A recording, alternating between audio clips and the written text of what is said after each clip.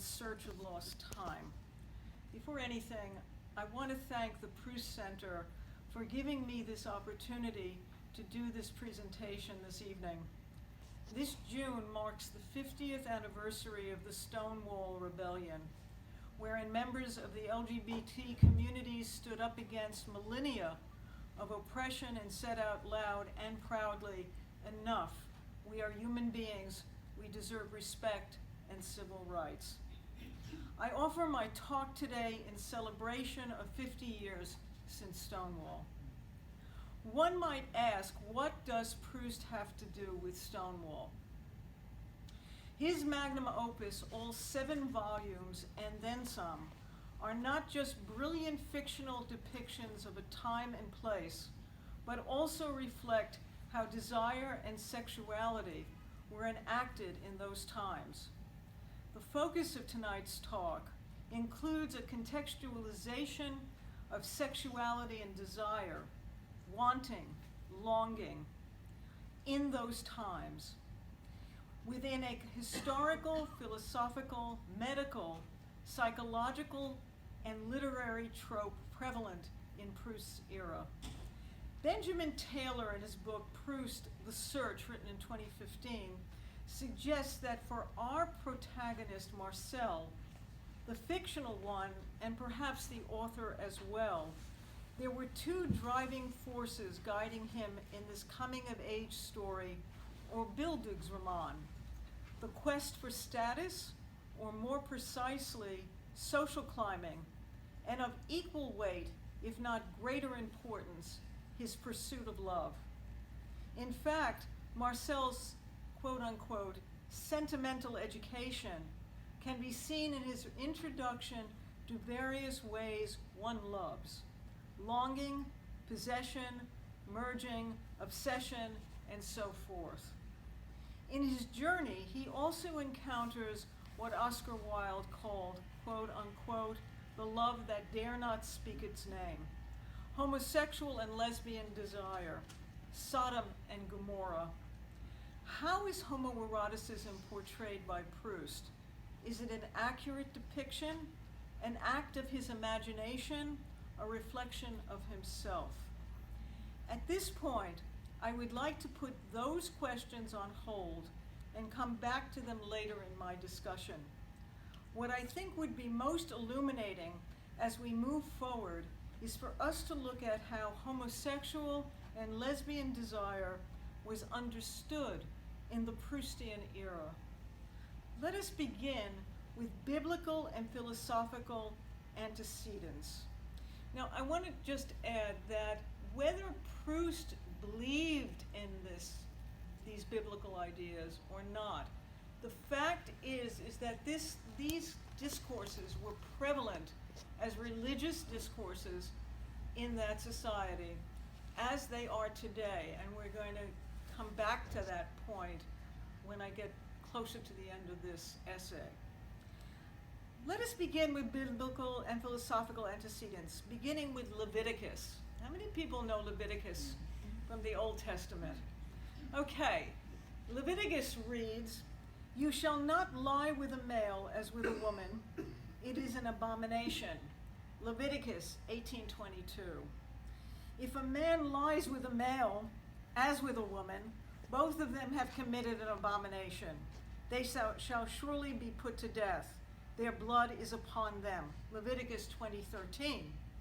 And, just so that we include some women in this, and for their women exchange natural relations for those that are contrary to nature, and the men likewise gave up natural relations with women and were consumed with passion for one another, men committing shameless acts with men and receiving in themselves the one another due penalty for their error.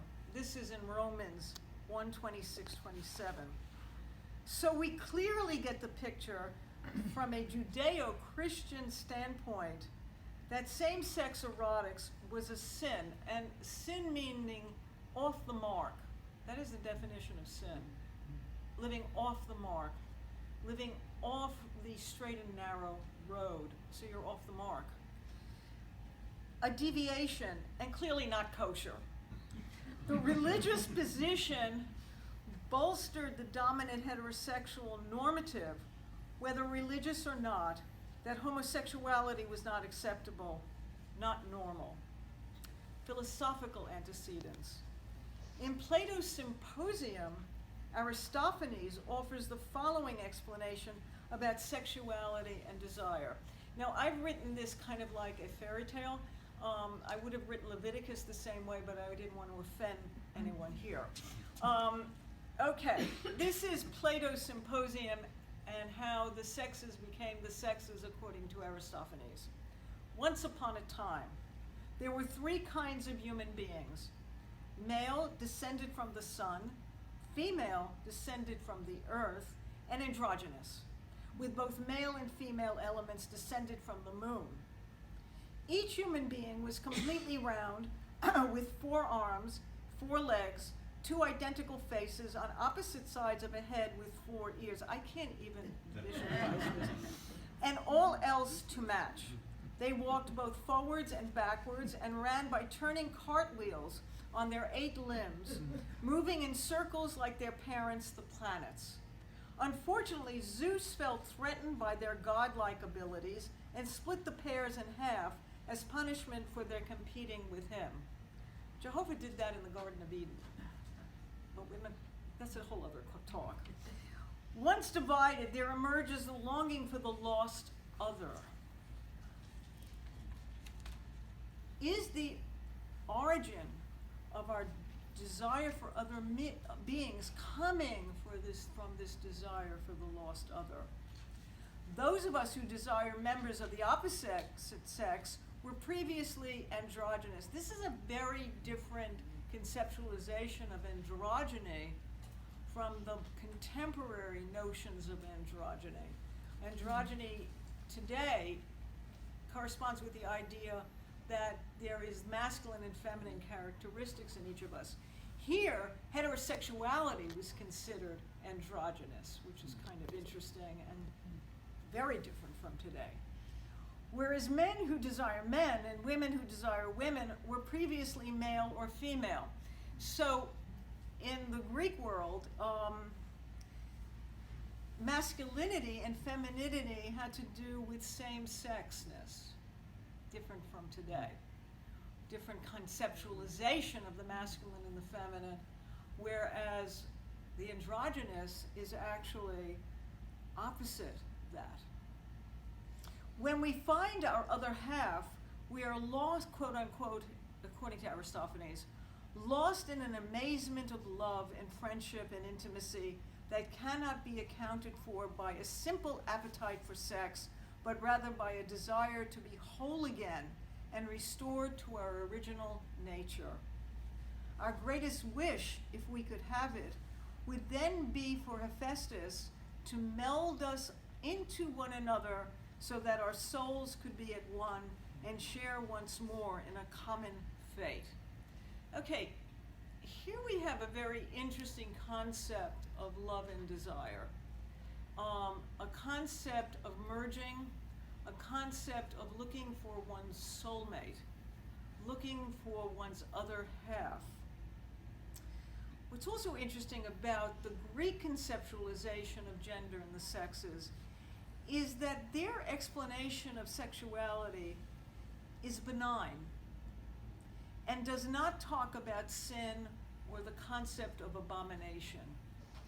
Rather, we are introduced to the themes of longing, wanting, lacking, and the desire to find wholeness through another.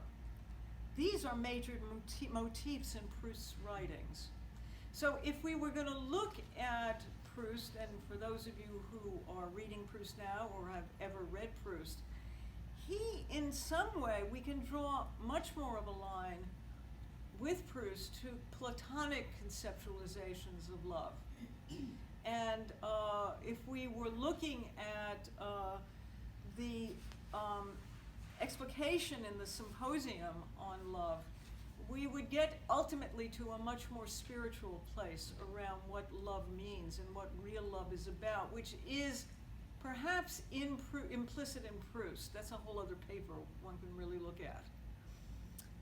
Okay, so we have the religious and Greek antecedents to explain Proust and Proustian ideas that run through the 7 volumes. What I would like to talk about now is look at the historical influences on Proust. Before the French Revolution, homosexuality was referred to predominantly as sodomy, and it was a crime punishable by death. Jean d'Haut and Bruno Lenoir were burned to death in 1750, the last convicted homosexuals in France. Homosexuality was decriminalized in the Penal Code of 1791, and no mention of private sex affairs in the Penal Code of 1810.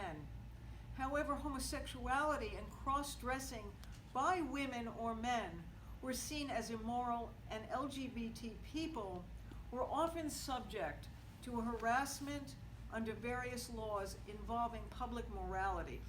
And people were not picked up for essentially being lesbian or gay, but essentially for being prostitutes or cruising on the street, and whether they were or not in France. So there wasn't a law against homosexuality in France, but you could be brought up on charges of prostitution or cruising on the street or blackmail, being blackmailed.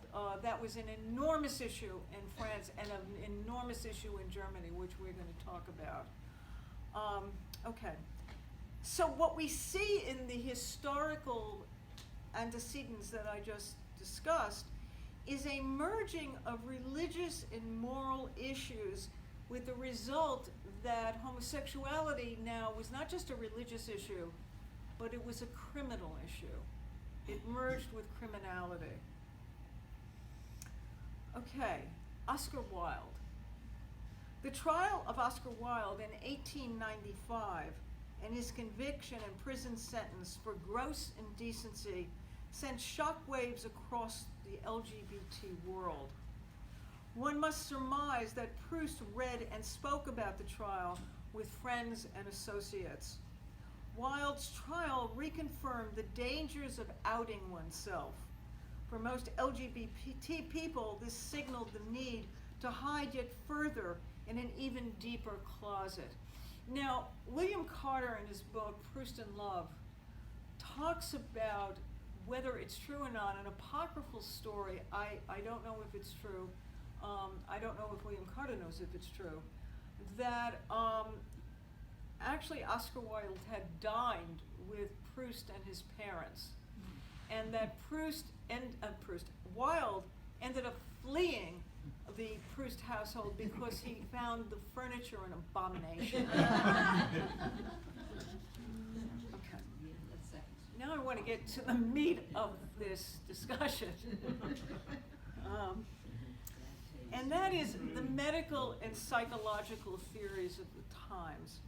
Being a psychotherapist and someone who's taught gender and sexuality for many years on the undergraduate and graduate level, I have been incredibly aware of how medical theories and psychological theories have been used as ways of ensuring conformity and creating categories of deviancy and helping in the persecution of what was termed abnormal sexuality and desire. So I want to talk about the history of that and relate it to Proust and relate it to Proust's family, and I'll talk a little bit about Proust's father and brother and their connection with the medical and psychological theories of the times. From the middle of the 19th century to the present, there emerged an interest in describing, categorizing, and diagnosing sexual behavior, especially behavior that did not conform to the regime of heterosexuality. In 1869, the Austrian writer Karl Maria Kurtbeny coined the word homosexual for the first time. And from the 1870s, the subject of sexual orientation, as we would now say it, began to be widely discussed. And I just want to talk a little bit about what it means that homosexuality became a word that categorized an entire group of people. Prior to this, same-sex relationships were seen as behavioral. It was not, a homosexual became a noun in the 1870s. Before that, the construction of the behavior of same-sex relations, called sodomites, which came right out of the Bible in Leviticus, this was not used as a noun. So you were not, your entire identity was not reduced to your sexual identity. This is a major change in thinking. It's also a major change of social control. That entire discourses began to be developed around what it meant to be a lesbian or a homosexual. This was the beginning of so-called scientific research into reasons for same-sex attraction. The nature-nurture question, which, again, this is something that we're hearing today. We'll get back to this later. In other words, is this something genetic? Is this something environmental? Is it both? Or as Lady Gaga sings, were you born this way? Did you choose to be this way? Or both? Okay. Enter Krafft Ebing and his psychopathic sexualis in 1886. He expanded psychopathic sexualis in later editions. It became the Bible for medical and psychological diagnoses of sexual behavior. He was a homophobe. He also was anti-sex. He only believed that the only sex that was permissible was procreative. Everything else was considered a perversity by him. Now, what's interesting about Krafft Ebing is he had categories, he had different categories of sexual behavior and who would most likely be engaged in same-sex relations. And one of his categories were women who did entrebest in opera. Those women who were in the trouser roles, like in Rosenkavalier or in The Marriage of Figaro, these definitely had to be lesbians. And he wrote that as a diagnostic category. Okay. Havelock Ellis. In 1897, he published with co-author John Addington Symonds a book called Sexual Inversion, the first medical textbook on homosexuality. He did not characterize same-sex love as a disease. However, here's what he thought about inversion. Sexual inversion was a theory of sexuality, primarily a theory of homosexuality. Inversion refers to an inborn disposition to gender reversal. Okay. Now, male inverts were inclined to feminine pursuits and female inverts to masculine pursuits. This theory was another nature-based explanation for same-sex attraction. All through Proust's volumes, you hear the word invert. So that gives you a clue that Proust was reading the medical and psychological theories of the times. He refers to Baron Charlus as an invert. He also describes many of the female characters who suddenly take on masculine physiognomy because they were masculine in their behavior, and there is an allusion to being inverts. So this work by Havelock Ellis was in Proust's 7 volumes. Okay? And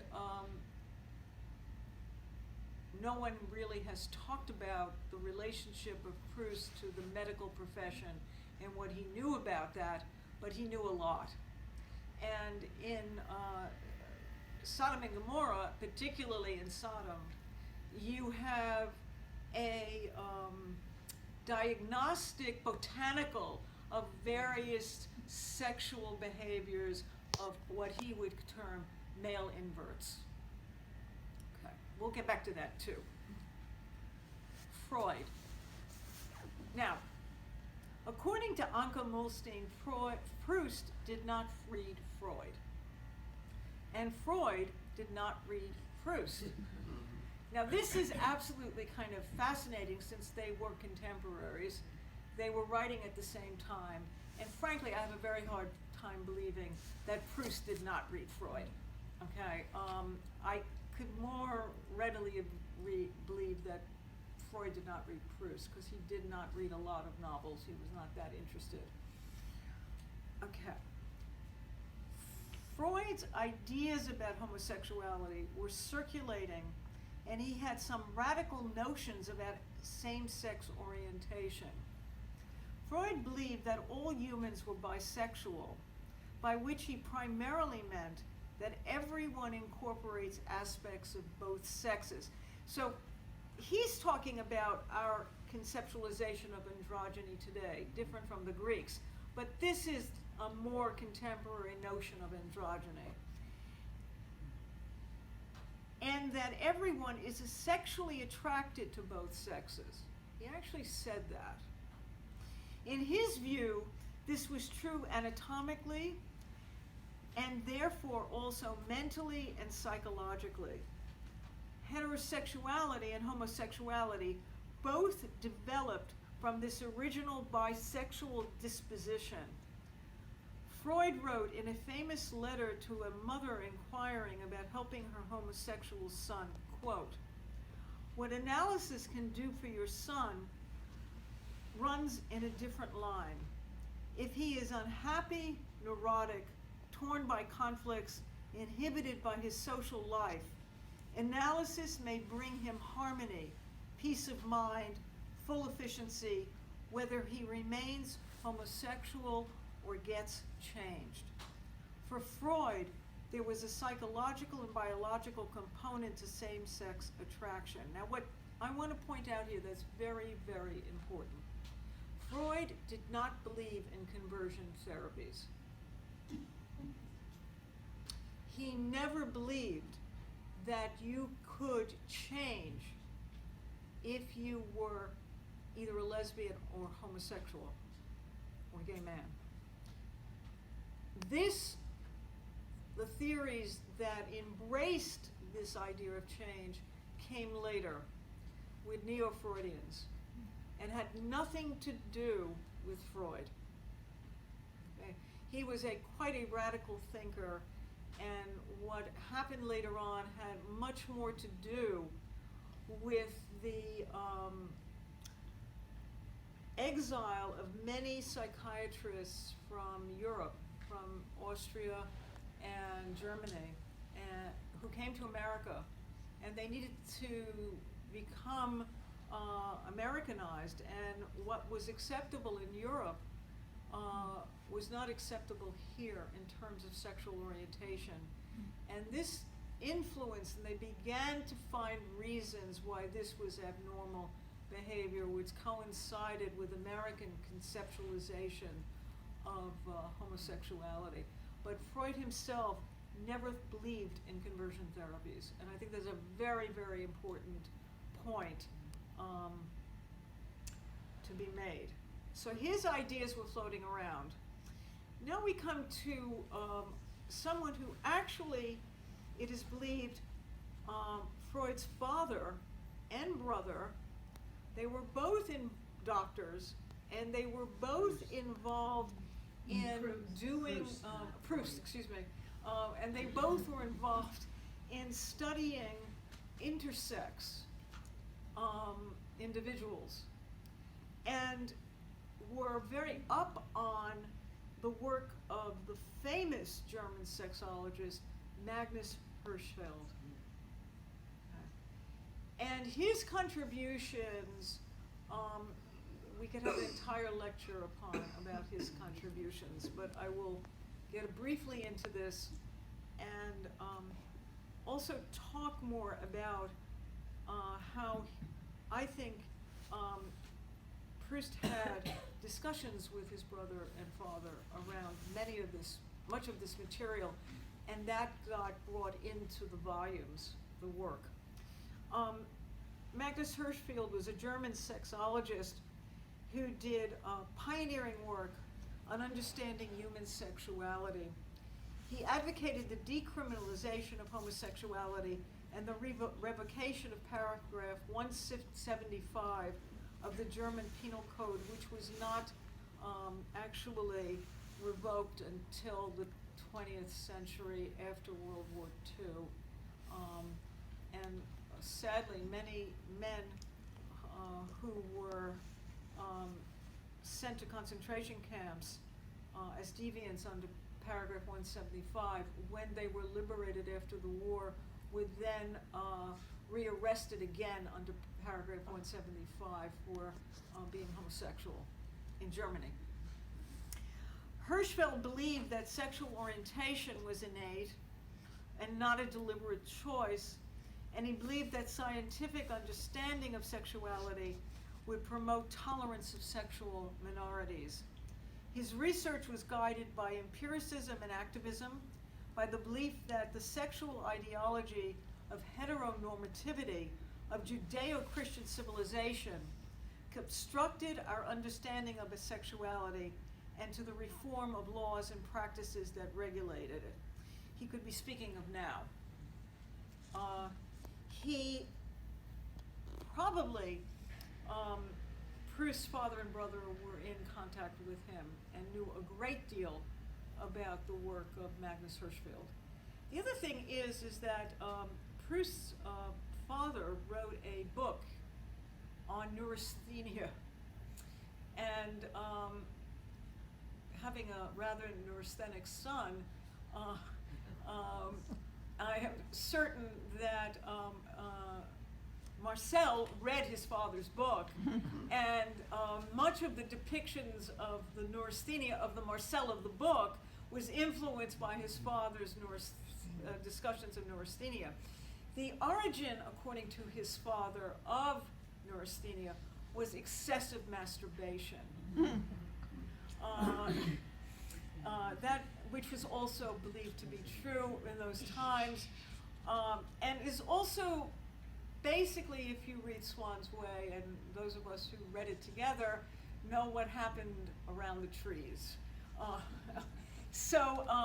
Anyway, so the medical scientific material that was floating around during that period was certainly an influence on the 7 volumes in Proust, particularly in Sodom, where again, those of you who have read the Sodom part of Sodom and Gomorrah, there are pages and pages and pages about flowers and pollination and botanicals, and it reads like Krafft Ebing, and it is all an encoded way of discussing male desire and eroticism. So, hello. I'll get rid of that. I'm It's sorry. okay. That's Proust calling. I want to also talk about the literary tropes that influenced Proust. Proust wasn't the first person to talk about homosexuality. Oh, one more comment.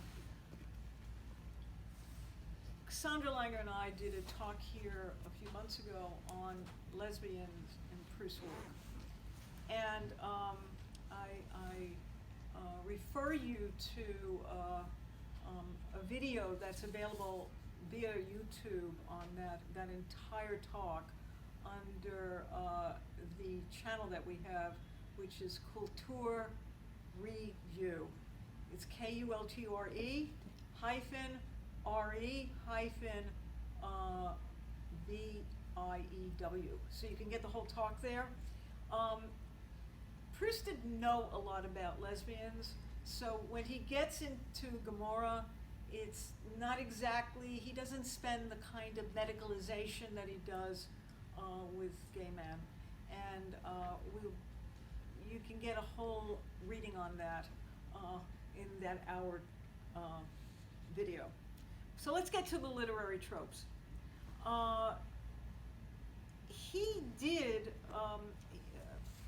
He was greatly influenced by Balzac, particularly Vautrin from Père Goriot, Lost Illusions, A Harlot High and Low, and of course The Girl with the Amber Eyes, where Balzac introduces lesbians, introduces gay men, introduces the first gay male detective in Vautrin. And Proust read a lot of Balzac, and he was very, very influenced by him. He was tremendously influenced by Baudelaire and Flowers of Evil, especially the ones involving the lesbian poems that were actually censored in some editions. So if you want to get a sense of where Proust got some of his literary antecedents, it would be Balzac, Baudelaire. Proust himself, as a very young man in his 20s, wrote a short story called Before the Night, which featured a lesbian who was in love with a soprano. And in it, there is this wonderful quote from Proust: "It is no more immoral for a woman to find pleasure with another woman than with a person of the opposite sex." He wrote this in the 1890s. And within French literature, of which I am not that knowledgeable about, there is a whole tradition of writing about lesbians, which we talk about in the video from a few months ago. But he definitely was influenced by Baudelaire and Balzac as a primary influences on how he channeled eroticism and sexuality. Okay, so we kind of covered, I want to make sure there is time for Q&A. We covered all of the antecedents that I would want you to be aware of, and now I want to go into a little bit of an analysis of all of it. All of the above influences provided a zeitgeist, a defining spirit of the times in which Proust lived and wrote his Search for Lost Time. Desire and sexuality were the hot topics of the day. There were discretely defined channels for expressing one's desire and sexuality to follow a trope of the time.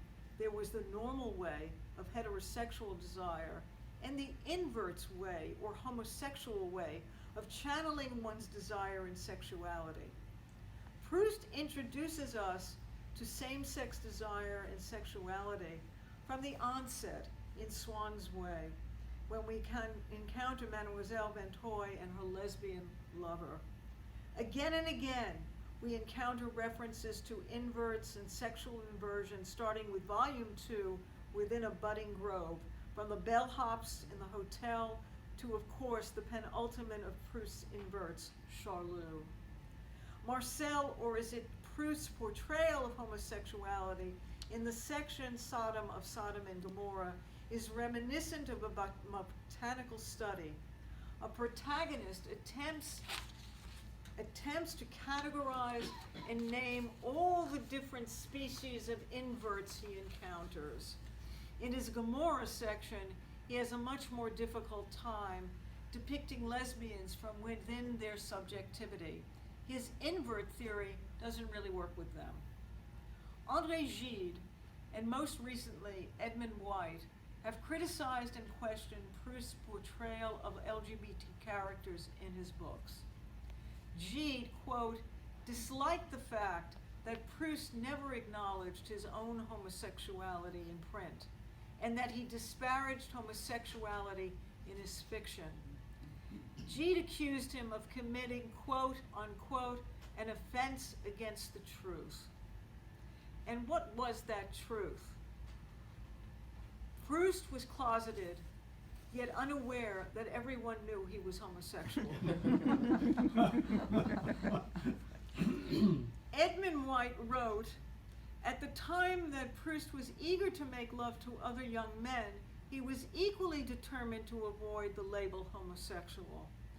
In fact, Benjamin Taylor pointed out that Proust preferred to refer to himself as a devotee of salisme, the trendy term of the day for homosexuality, as coined by the flamboyant Parisian Count Sala. Years later, he would tell André Gide that one could write about homosexuality, even at great length, so long as one did not ascribe it to oneself. What are we to make of all of this? Well, being a therapist, I'm going to go into some kind of an analysis. Yes, Proust was in the closet, but in an interesting way. His closet door was slightly open. He could see out, but he preferred that no one see in. Furthermore, given the times he lived in, what possible benefit would there be for him to throw that closet door wide open? In many ways, In Search for Lost Time is high camp, a witty expose from a gay man's sensibility of the absurdities of life, a piercing research project in pursuit of what really matters. The Roman writer Phaedrus wrote, quote, things are not always what they seem. The first appearances deceive many. The intelligence of a few perceives what has been carefully hidden. Proust, with his knowledge of the closet, has sought out what has been carefully hidden as he probes the hearts and mind of his cast of characters: Marcel, Charlot, Odette, Albertine, Saint-Loup, his mother, his grandmother. He allows them their follies and wisdom, their desires and longings, their wanting to merge with another and their fear of loss of self, their yearnings and disappointments. To conclude, what would Proust make of this brave new world of ours since Stonewall? A world of same-sex marriage, gender nonconformity, the celebration of queerness, a rainbow flag of gender and sexual possibilities. I think he would point to the hate crimes against LGBT people, the continued discrimination, the continued use of conversion therapies to straighten young people out by religious groups, and say, plus ça change, plus ça même chose. But I also think he would quickly add a quote from Charlot. Quote, what matters is not, in life, is not whom and what you love. It is the fact of loving. And as becomes the Baron, we will let him have the final words on this.